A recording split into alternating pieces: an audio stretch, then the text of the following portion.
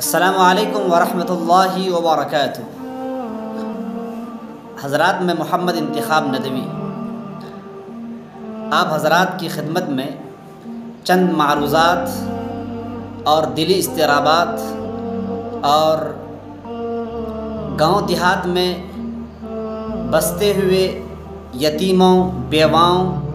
اور مساکین اور فقراء کی طرف سے کچھ رودات اور ان کے درد کو آپ کے سامنے پیش کرنے کے لیے آیا ہوں۔ جبکہ یہ موسم سرما ہے، ہر ایک پریشانی کا شکار ہے۔ جہاں تک مالداروں کا تعلق ہے، انہوں نے ذاتی طور پر اپنے بدن کے لیے اور اپنے بچوں کے لیے اور اپنی بیویوں کے لیے، اپنے گھر والوں کے لیے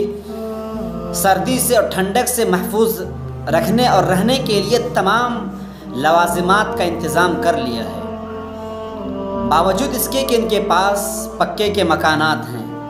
لیکن ہمیں سوچنا ہے ان لوگوں کے لیے جن کے پاس کچھ نہیں، جو کھلے آسمان کے نیچے رات گزارنے پر مجبور ہیں۔ وہ یتیم بچے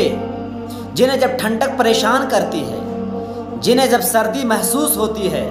تو رات کی تنہائی میں کھڑے ہو کر اپنی ماں کے پاس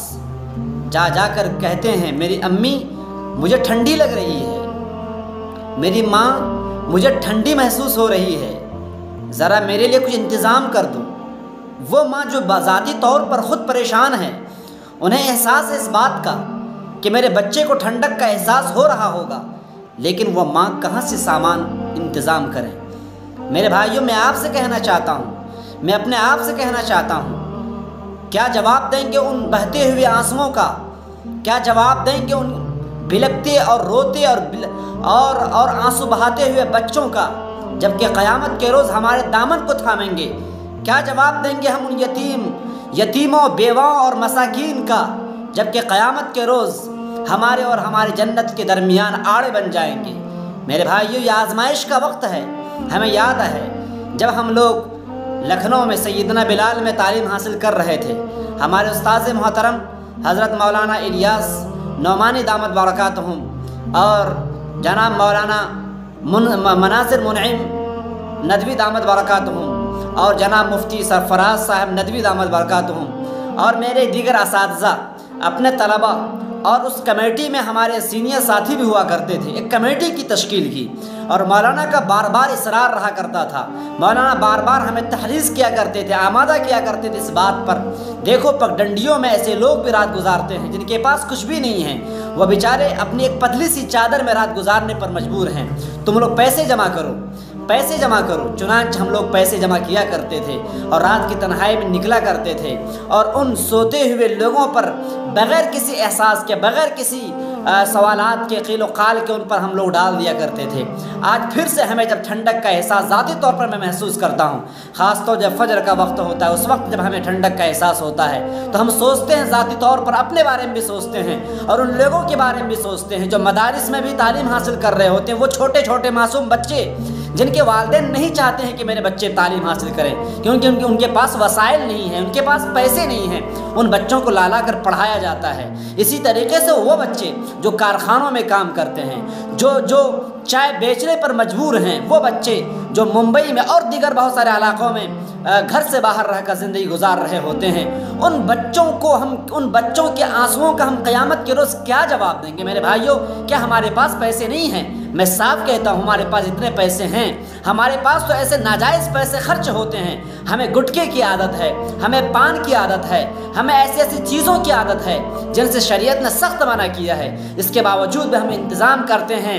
ہم ان چیزوں کا استعمال کرتے ہیں۔ کیا ہم ایک دن کے ان گٹکوں کے، پان کے، چائے کے پیسوں کو بچا کر ہم جمع نہیں کر سکتے ہیں؟ کاش ہم نے ہر گاؤں میں کمیٹی تشکیل کی ہوتی اور ہر گاؤں کی کمیٹی کے ذریعے سے ہر گاؤں کے فقراء کی، مساکین کی، غریبوں کی، یتیموں کی اور بیواؤں کی مدد کی ہوتی، تو انشاءاللہ اگر ایسا ہوگا ماحول، تو وہ ماحول صحابہ کرام کا ماحول بن جائے گا، جو ماحول یؤثرون علی انفسہم ولو کان بہم خصاصہ، جس پس منظر میں یہ قرآن کی آیت نازل ہوئی تھی، اور جس پس منظر میں صحابہ کرام نے، جو انصار صحابہ کرام تھے، مہاجرین کا تعاون کیا تھا، آج پھر سے ہمیں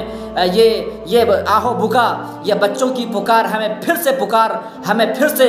ہمارے دلوں کو کھٹکھٹا رہی ہے، ہمارے دلوں کو جھنجھوڑ رہی ہے، ہمارے گریبان کو پکڑ کر ہمیں یہ بات ہمیں جھنجھوڑ کر یہ بات پکار کر وہ کہہ رہے ہیں کہ آؤ کھڑے ہو جاؤ، ہمارا تعاون کرو۔ ہمیں ٹھنڈک کا احساس ہو رہا ہے، ہمارے باپ چلے گئے، ہمارے پاس کچھ بھی نہیں ہے۔ اگر ہمارے باپ موجود ہوتے تو تم جیسے مالداروں کی طرح ہمارے بدن میں موٹی موٹی جیکٹیں ہوتی،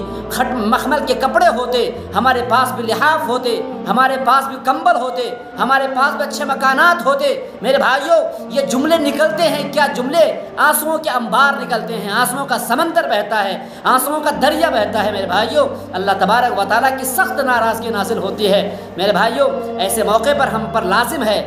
کہ ہم تعاون کریں، ہم کچھ روپے جمع کریں، کمیٹی کی تشکیل کریں، اس میں روپے جمع کریں اور ذاتی طور پر ایکٹیویٹی کا مظاہرہ کریں اور اپنے جو احباب ہیں، اپنے جو اصحاب ہیں، ان کو تیار کریں۔